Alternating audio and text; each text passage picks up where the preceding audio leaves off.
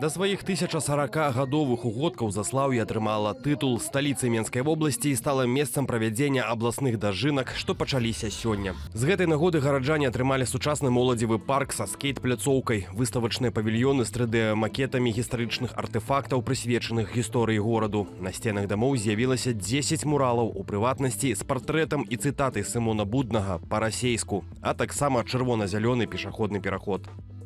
Разам з пазітыўнымі зменамі прыйшлі і страты. У гістарычным цэнтры экскаватары знеслі некалькі драўляных дамоў пачатку 20-го стагоддзя, у тым ліку карчму і краму, якія некалі ўваходзілі ў дзяржаўны спіс гісторыка-культурных каштоўнасцяў. Чаму ўлады выбіраюць знос, а не рэстаўрацыю? Бо гэта дорага. Бо гэта трэба шукаць бюджэт, бо гэта доўга. Падчас дажынак не паспееш, да дажынак не паспееш. І тады будуць пытанні, што недобраўпарадкаваў, можа там ад Лукашэнкі ці там ад губернатара прыляціць. Навошта каму гэта патрэбна, калі прасцей проста праз адміністрацыйны рэсурс выключыць з дзяржспісу